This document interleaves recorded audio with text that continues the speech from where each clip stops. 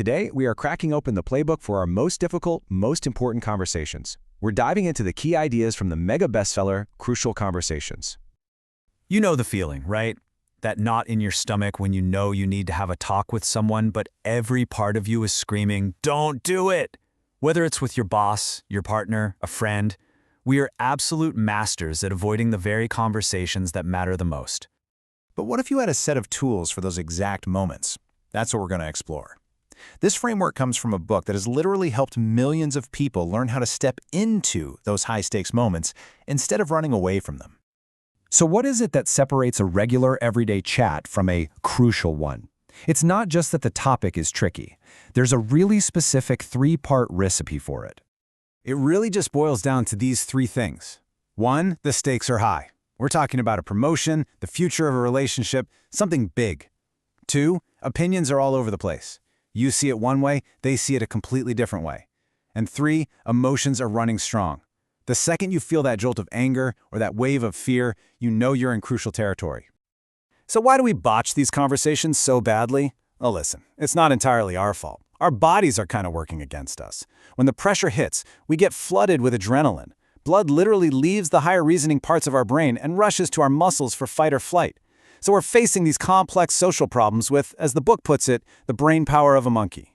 Add to that, these things often catch us by surprise. And let's be honest, most of us never saw great examples of this growing up. It's no wonder we're at our worst when it matters most. And this leads to this crazy trap we fall into. Think about it. You want to feel more connected to your partner, right? But you're annoyed they're working late, so you make some sarcastic comment. What does that do? It makes them want to be around you less, which of course makes you even more sarcastic. It's this self-defeating loop where our own actions create the exact opposite of what we say we want. Okay, so that's the what. Now let's get to the why. Why is getting good at this so unbelievably important?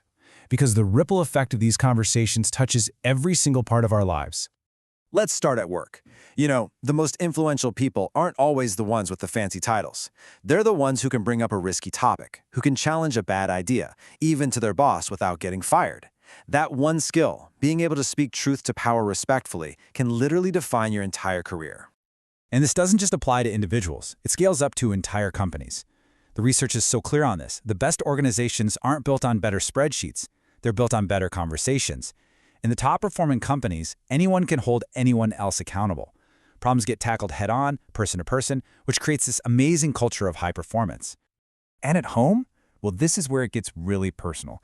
It turns out it's not if you argue, it's how you argue. In fact, it's wild. Researchers could watch couples discuss a disagreement and predict with over 90% accuracy who would end up divorced. The difference maker? The couples who knew how to navigate these crucial conversations stayed together. Okay, this one might surprise you. Your career, your company, your relationships, yeah, that makes sense. But your actual physical health? The connection here is pretty startling. Get this, one 5-year study showed that cancer patients who were taught these exact communication skills had a death rate 2/3 lower than those who weren't. The emotional stress from constantly failing at these conversations has a real physical price. This isn't just some soft skill, we're talking about a survival skill. So if we're biologically wired to fail and the stakes are literally life and death, what do? Well, it all comes down to one core idea, one principle that changes the entire game. This is it. This is the whole goal. It's not about winning. It's not about being right. It's not about getting your way. The only goal is to make it safe for all the relevant information, all the ideas, opinions, and feelings to get out on the table.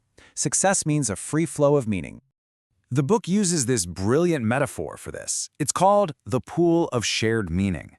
Imagine that everyone in a conversation has their own little pool of knowledge and experience.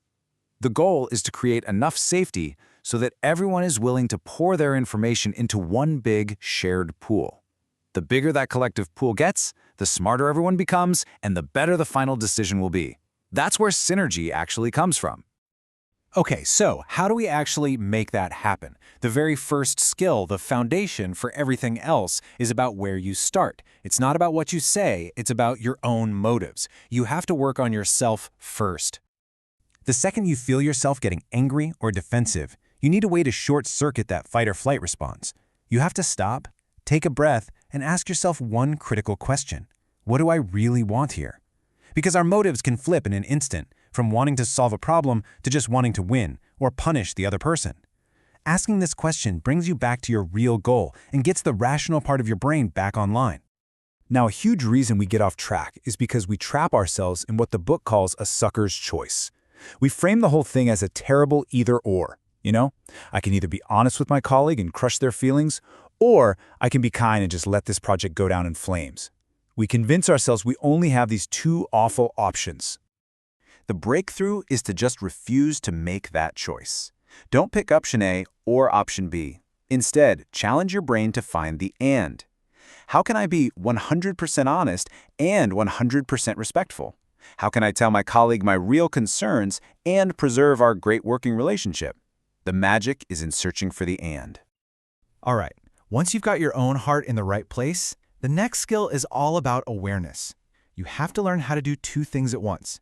Pay attention to the content of what you're talking about, and at the same time, monitor the conditions. Is it safe right now, or are people starting to feel threatened? Your job becomes being a lookout for signs that safety is disappearing. See, when people feel unsafe, they almost always go down one of two paths. They either move to silence, where they withhold meaning by using sarcasm, avoiding the topic, or just withdrawing, or they move to violence, where they try to force their meaning on others by controlling, labeling, or attacking. And remember, these aren't signs of a bad person. They're signs that a person feels unsafe. So let's just pull this together. We now know what makes a conversation crucial. We know why mastering them has such a huge impact on our lives, and we've got the first two game-changing skills. Start with heart and learn to look. Just these principles alone can start to turn our most dreaded interactions into our most powerful ones. This quote from the book just says it all, doesn't it? It's not about finding the perfect line or the cleverest comeback. It's about creating an environment where information can flow. When people feel truly safe to say what they think, that's when the magic happens. That's when problems are solved and relationships are built. So I'll leave you with a final thought, a personal question. Just think for a second about your own life. At your job, in your family, what's the one conversation you know you need to have, but you've been putting off? Because with these tools, it doesn't have to be a fight you're dreading. It can be an opportunity for a breakthrough.